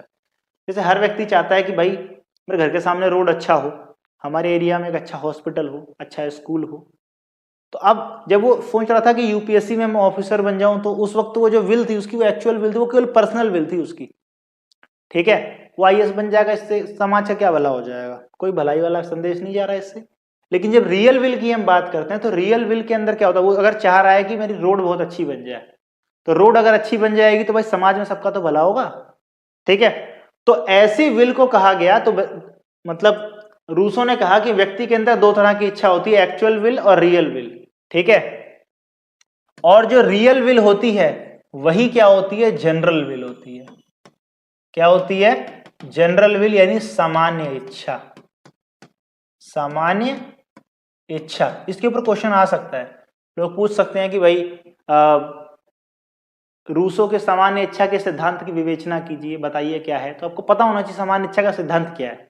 उसने कहा भाई लोग हैं, लोगों की इच्छाएं हैं, कुछ उनकी वास्तविक इच्छाएं हैं, कुछ उनकी यथार्थ इच्छाएं हैं। यथार्थ वाली जन साधारण से जुड़ी हुई है, कल्याणकारी मतलब सोच है, इच्छा है। यही वाली सामान्य, ये सामान्य क्यों होगी, हर व्यक्ति सोच रहा होगा। अब आपकी गली में जितने बंदे होंगे सब तो सोचेंगे रोड हमारे घर के सामने अच्छा बन जाए, अच्छा स्कूल हो, अच्छा कॉलेज, सब सोच रहे होंगे ये तो ये सामान्य इच्छा है। और सरकार का काम होता है कि उसी सामान्य इच्छा को पूरा करे। ठीक है, सरकार का काम क्या होता है, इसी सामान्य इच्छा को पूरा करे। और इसी सामान्य इच्छा को पूरा करने के लिए लोग आपस में कॉन्ट्रैक्ट करते हैं, सोशल कॉन्ट्रैक्ट करते हैं। आप कहोगे सर ये सोशल कॉन्ट्रैक्ट बहुत हो रहा है, क्या करे भाई, कर रखा तो ये पढ़ाना ही पड़ेगा। इसने कहा भाई सामाजिक समझौता करते हैं लोग। सामाजिक समझौता करके ये लोग एक सरकार बनाते हैं, क्योंकि डेमोक्रेसी का समर्थक है। तो सामाजिक समझौता करके सरकार बनाते हैं और सरकार बना के कहते हैं भाई सब लोगों से पूछा जाएगा उसकी इच्छा क्या क्या है। तो जो उनकी जनरल विल, सामान्य इच्छा निकल के आएगी, उसी सामान्य इच्छा को क्या किया जाएगा, लागू कर दिया जाएगा। सरकार उसी के लिए काम करेगी। ठीक है, ऐसा इन्होंने कहा। और जो अगर नहीं कर पाती तो उसको हटा देना चाहिए। समझ में आ गई बात। जनरल विल क्या है, इनकी बुक का भी नाम था, इनकी बुक का नाम ही सोशल कॉन्ट्रैक्ट है। बताओ, बुक का नाम ही क्या है, सोशल कॉन्ट्रैक्ट, सामाजिक समझौता। ठीक है, तो आपने सामाजिक समझौते के 3 विचारक पढ़ लिए। सोशल कॉन्ट्रैक्ट वाले कौन कौन से विचारक? एक तो आपने हॉब्स पढ़ लिया, आपने लॉक को पढ़ लिया, आपने रूसो को पढ़ लिया। अब देखो तीनों ने सामाजिक समझौता किया। ये दोनों बंदे जो हैं ये सामाजिक समझौता करके, मतलब ये दोनों प्राकृतिक अवस्था की बात करते हैं, ये प्राकृतिक अवस्था की बात नहीं करता। हॉब्स कहता है प्राकृतिक अवस्था से बाहर आने के लिए समझौता कर रहे हैं, लॉक कहता है हम तो समाज प्राकृतिक अवस्था में जाने के लिए समझौता कर रहे हैं। ध्यान से समझना इस बात को। ये दोनों गणतंत्र को मानते हैं, मतलब राजतंत्र को बोलते हैं राजा होना चाहिए, ये कहता है कि भाई कोई राजा नहीं गणतंत्र होना चाहिए। इन दोनों में डिफरेंट, क्योंकि दोनों इंग्लैंड के रहने वाले, तो इसने भाई खूनी संघर्ष देखा, इसने गौरवपूर्ण क्रांति देखी हुई है। ठीक है, इसने एक ही समझौता करवाया, इसने दो समझौते करवा दिए। इसने कहा मनुष्य स्वभाव से लालची वगैरह इस तरह की ये होता है, बहुत दयालु, बड़े मतलब भगवान का अवतार होते हैं। तो ऐसे डिफरेंसेस पता होने चाहिए हमको, कंपेयर करना आना चाहिए। एग्जाम में अगर आ जाए तो आप कैसे आंसर बना सकते हो, वहां पर ये सारी इंफॉर्मेशन आपके पास होनी चाहिए। ठीक है, इसके बाद मैं पढ़ा देता हूं आपको। एक विचारक थे जेएस मिल नाम था उनका, जेएस मिल, जॉन स्टुअर्ट मिल। अब ये जॉन स्टुअर्ट मिल साहब क्या करते थे, स्वतंत्र, इनकी एक बुक थी, उसका नाम था on liberty, on liberty book का नाम है। ये स्वतंत्रता के बारे में विचार देते हैं। तो शुरू में तो ये बड़े नकारात्मक बोलते थे, आदमी खुला होना चाहिए, खुला छोड़ दो, जो मन करे वो करे, जो नौकरी करना चाहे, जहां घूमना चाहे। बाद में धीरे धीरे इनके विचार बदलते चले गए। उन्होंने कहा नहीं, ऐसे राज्य को बिल्कुल भूल नहीं जाना चाहिए, राज्य को व्यक्ति की स्वतंत्रता पे कुछ कंट्रोल रखना चाहिए। ठीक है, यानी पहले शुरू में नेगेटिव लिबर्टी को सपोर्ट करते थे, बाद में पॉजिटिव लिबर्टी को सपोर्ट करने लग गए। ठीक है, तो लिबर्टी के भी अपने टाइप होते हैं। अगर आपने वीडियो नहीं देखा तो हमारे यूनिमार्क क्लासेस के ऊपर मैंने इसके बारे में डिटेल से वीडियो बना रखा है कि लिबर्टी क्या होती है, कैसे काम करती है। तो आप जाके वहां पर वो वीडियो देख लो, आपको अच्छे समझ में आ जाएगा। जेएस मिल के बारे में वहां समझाया हुआ है मैंने। तो जेएस मिल क्या करते थे, ऑन लिबर्टी पे इनके विचार थे। शुरू में ये नेगेटिव लिबर्टी की बात करते थे। नेगेटिव लिबर्टी किसे कहते हैं भाई, जब व्यक्ति बिल्कुल राज्य से फ्री है, राज्य उसको पता है मैं कोई गैर कानूनी काम करूंगा तो राज्य मुझे पकड़ेगा, वरना राज्य मुझे नहीं पकड़ने वाला। पॉजिटिव लिबर्टी कहती है कि भाई सिर्फ गैर कानूनी कार्य पे ही आपको नहीं पकड़ेंगे, आपके आचरण पे भी आपको पकड़ा जा सकता है। ठीक है, आपके आचरण पर भी आपको पकड़ा जा सकता है। जैसे आप 2 रुपए का सामान ये 200 रुपए का बेचोगे, लिबर्टी तो कहती है भाई मेरा सामान है, मैं 200 रुपए का बेचू, 2 करोड़ का बेचू, लेकिन पॉजिटिव लिबर्टी कहती नहीं, राज्य डिसाइड करेगा कि 2 रुपए का सामान 200 में नहीं बिक सकता। ठीक है, तो ये फर्क आया। जेएस मिल जो थे, जेएस मिल जो हैं महिलावादी भी हैं, फेमिनिस्ट भी हैं। ये महिलाओं के अधिकारों के लिए बहुत लड़ाई वड़ाई करते थे। इनकी पत्नी थी वो भी बहुत महिलावादी थी। ये कहते थे कि केवल वोट देने का अधिकार जो है, वोट देने का अधिकार शिक्षित लोगों को ही होना चाहिए, शिक्षित लोगों को होना चाहिए। भाई अनपढ़ आदमी वोट नहीं देना चाहिए, ऐसा इन्होंने कह दिया। ठीक है, कह दिया भाई अनपढ़ आदमी को वोट नहीं देने का। ये इनके विचार थे कुछ कुछ, तो मैं इनके बारे में इतना ही पढ़ा देता हूं। ठीक है, हम अपने एक अंतिम विचारक के बारे में पढ़ लेते हैं। बहुत इंपॉर्टेंट है, बहुत ज्यादा इंपॉर्टेंट है। उनके बारे में मतलब क्वेश्चन आता ही आता है, मतलब मान के चलो। वो है अपने कार्ल मार्क्स। ठीक है भाई, कार्ल मार्क्स। तो एग्जाम में अगर मार्क्स चाहिए तो कार्ल मार्क्स को अच्छे से पढ़ लेना। ठीक है, कोई ना कोई एक क्वेश्चन आएगा बिल्कुल इनका बड़े वाला। ठीक, खुद भी बहुत बड़े वाले थे। तो कार्ल मार्क्स जो है वो क्या करते थे, करते तो खैर कुछ नहीं थे। पैदा हुए थे जर्मनी में, यहूदी परिवार में पैदा हुए थे। तो जर्मनी की थोड़ी पॉलिसी यहूदियों के खिलाफ थी, तो वहां से भाग के जाना पड़ा। फिर फ्रांस गए, वहां से इंग्लैंड गए। इंग्लैंड में इनकी दोस्ती हो गई एक बंदे से, उसका नाम था एंजल, एंजल्स, दोस्त था इनका। क्या था, दोस्त, मित्र, सखा, कुछ भी कह लो, बड़ा तगड़ा दोस्त था इनका। ठीक है, ये एक समझ सकते हो कि साम्यवाद को पैदा करने वाले विचारक थे। ये एक वैज्ञानिक समाजवाद लेके आए, इन्हें वैज्ञानिक दृष्टिकोण जनरेट किया इन्होंने, वैज्ञानिक समाजवाद की नींव रखी इन्होंने, जो कि आगे जाके साम्यवाद बन गई। इन्होंने देखा कि भाई समाज में ना ये जो उदारवाद आया था, जो उदारवाद जॉन लॉक लेकर के आए थे, इस उदारवाद से लोग हो गए बिल्कुल फ्री, बिल्कुल फ्री। तो कुछ लोगों ने क्या किया, पैसा इकट्ठा कर लिया लगातार, तो कुछ लोग अमीर होते चले गए और कुछ लोग गरीब रह गए। तो समाज में दो ग्रुप बन गए। इन्होंने कहा कि समाज के अंदर क्या बन गए हैं, दो समूह बन गए हैं। इन्होंने कहा वर्ग बन गए हैं दो। एक वर्ग का नाम दिया बुर्जुआ और एक को बोला सर्वहारा। बुर्जुआ जो अमीर लोग हो गए हैं, पैसा वाला है, पैसे वाले लोग हैं, संपत्तियों पर जिनका अधिकार है। एक गरीब लोग हैं जो कोई संपत्ति है ही नहीं उनके पास, ठीक है। तो इन्होंने कहा बुर्जुआ व्यक्ति अब समाज में बिल्कुल उदारवादी व्यवस्था आने से क्या हुआ, इन्होंने उदारवाद के ऊपर अटैक किया बिल्कुल सीधा।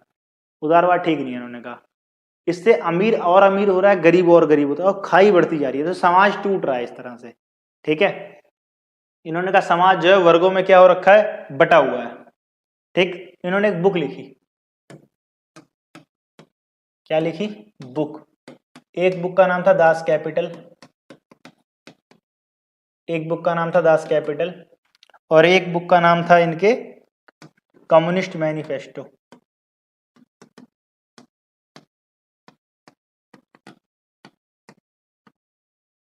ठीक है, और भी कई सारी बुक थी, मैं खाली दो बता दे रहा हूं अभी।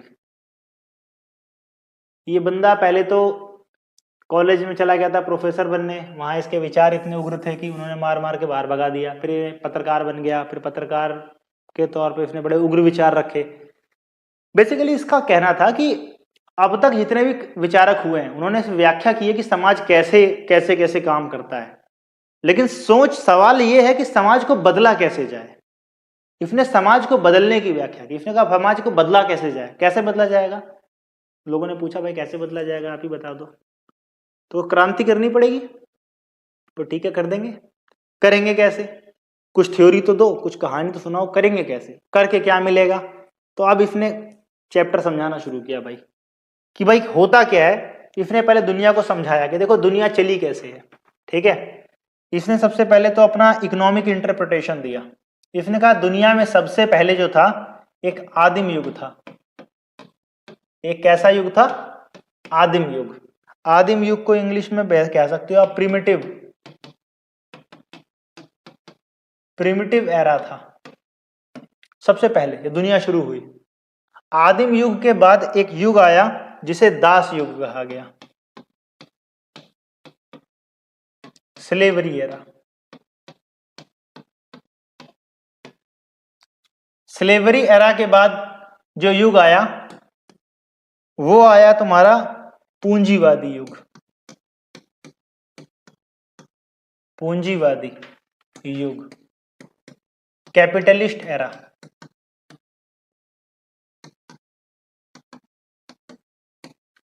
कैपिटलिस्ट एरा के बाद आएगा अब अगला सर्वहारा की तानाशाही।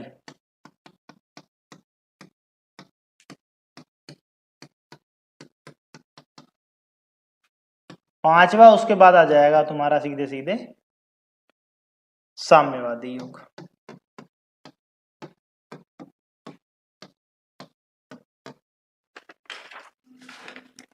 सुन लो भाई, इनकी कहानी है पूरी की पूरी। इन्होंने दुनिया को क्या बताया, इन्होंने कहा भाई देखो बात ऐसी है, दुनिया जब दुनिया शुरू हुई तो आदिम युग था। कौन सा युग था, आदिम युग था। सब फ्री, किसी को कुछ पता ही नहीं हमारी जमीन कौन सी है, तुम्हारी जमीन कौन सी है, सब जहां जिसका मन कर रहा है सो जा रहे हैं। फिर एक आया दास युग। इसमें क्या था, कुछ लोग जो समझदार थे, लोग खेती करने लग गए, आग जलाने लग गए। जो खेती करने लग गया उसने कह लिया हमारी जमीन हो गई, ये हमारा मकान होगा, जमीन जायदाद का बंटवारा हो गया। तो कुछ लोगों ने संपत्ति इकट्ठा कर ली, कुछ लोग उनके फिर गुलाम बन गए। अब जो लोग संपत्ति जिन लोगों ने इकट्ठा कर ली वो लोग अपने दासों से काम बहुत करवाने लग गए। पूंजीवादी कैपिटलिस्ट युग, दबा के काम करवा रहे हैं उनसे, शोषण कर रहे हैं गरीबों का। और पूंजीवादी युग से क्या हुआ, ये आ गया पूंजीवादी युग, दबा अमीर और अमीर होता जा रहा है, गरीब और गरीब होता जा रहा है। फिर उन्होंने कहा कि अब होगा क्या, यहां तक तो मामला आ चुका है। वो कहते हैं ये तीनों चीज तो हो चुकी है, ये चल रही है, ये आएगी, ऐसा किसने कहा? कार्ल मार्क्स ने। कार्ल मार्क्स ने कहा भाई देखो बात ऐसी, अभी पूंजीवाद युग से क्या होता है, अमीर लोग, बुर्जुआ वर्ग अलग, सर्वहारा गरीब वर्ग अलग, तो गरीब वर्ग की संख्या बहुत ज्यादा है, अमीर वर्ग की संख्या जो है काफी कम है, इन दोनों में अब संघर्ष होगा, संघर्ष में लड़ाई हो जाएगी, लड़ाई को ज्यादा है वही जीतेंगे, कम वाले तो हार जाएंगे, जब कम वाले हार जाएंगे तो जो सर्वहारा लोग हैं वो तानाशाही पे उतर जाएंगे, इनकी संपत्ति वंपत्ति सब छीन लेंगे, घर मकान सब इनके उठा लेंगे, सब कारे वारे उठा लेंगे इनकी, और उठा करके क्या करेंगे, आपस में बिल्कुल डिवाइड कर लेंगे बराबर बराबर, और जब आपस में बराबर बराबर डिवाइड कर लेंगे तो क्या हो जाएगा, सबके पास संपत्तियां बराबर हो जाएंगी और एक साम्यवादी युग आ जाएगा। कैसा युग आ जाएगा? एक अपना साम्यवादी युग आ जाएगा। ठीक है, बात समझ में आ गई वाली? साम्यवादी युग आ जाएगा एक अपना पास। तो ये इसकी थ्योरीज थी सारी की सारी, इसने कहा था ऐसे ऐसे काम होगा, इस तरीके से काम जो है सारा का सारा चलेगा। ठीक है, अब उसके बाद ये बंदा यही नहीं रुका, और थ्योरी दी इसने। ठीक है, वर्ग संघर्ष वाला सिद्धांत तो आप समझ गए, इसने सबको लोगों को बताया कि ऐसे से होगा, ऐसे से होगा। इसने कहा कि इसने एक सिद्धांत दिया, उस सिद्धांत को बोलते हैं द्वंदात्मक भौतिकवाद।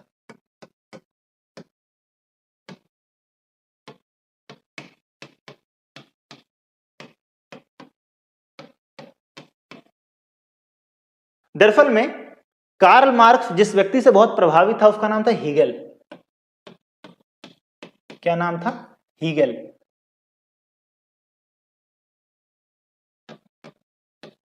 हीगल। अब हीगल से क्योंकि वो बहुत ज्यादा प्रभावित था, तो जब हीगल से वो बहुत ज्यादा प्रभावित है तो उसने क्या, हीगल ने एक सिद्धांत दिया था द्वंदात्मक सिद्धांत। हीगल ने कहा था कि भाई दुनिया में कोई भी चीज को लेकर पहले वाद होता है, ठीक है, फिर प्रतिवाद होता है, और फिर क्या होता है, संवाद होता है। भाई इसने यही बात बोल दी। अब वाद यानी कि द्वंद्व का कारण क्या है, वाद यानी कि कोई ना कोई बातचीत, अब बातचीत के लिए कोई विषय तो चाहिए ना, तो हीगल तो कहता है दर्शन ही वो विषय है। ठीक है, दर्शन की बात कर, लेकिन कार्ल मार्क्स ने कहा कि जो बात होती है ना वो होती है भौतिक, यानी मैटर की वजह से होती है, मटेरियल मेन चीज है। इसने कहा कि भाई मटेरियल मेन चीज है, बात किस पे होगी, बात होगी मटेरियल के ऊपर, संपत्ति के ऊपर, पूंजी के ऊपर, किसका इनके ऊपर राइट है, इसके बारे में बात होगी। जब इसके बारे में बात होगी तो क्या हो जाएगा, जब बात होगी तो वाद, यानी बात ये होगी भाई कैपिटलिस्ट लोगों के पास बहुत ज्यादा मटेरियल है, गरीब लोगों के पास मटेरियल नहीं है, ये बात होगी। तो फिर क्या होगा, एक विचारधारा, प्रतिवाद में एक विचारधारा जनरेट होगी, पूंजीवाद के खिलाफ में जनरेट होगी, साम्यवाद विचारधारा जनरेट हो जाएगी, और उन दोनों में संघर्ष चलेगा। संघर्ष से एट द एंड, वो जो बताया था इसने, साम्यवादी युग आ जाएगा, ऐसा इसने कहा कि भाई ये हो जाएगा। ठीक है, ये पूरी कहानी सुना दी इसने। अब ये सब चीज के ऊपर अलग अलग कहानियां सुना देगा, जैसे कि इसका कॉन्सेप्ट क्या था। लोगों ने कहा भाई साहब आप चाहते क्या हो, तो उसने कहा कि भाई मैं एक वर्ग विहीन, राज्य विहीन, धर्म विहीन समाज की स्थापना करना चाहता हूं।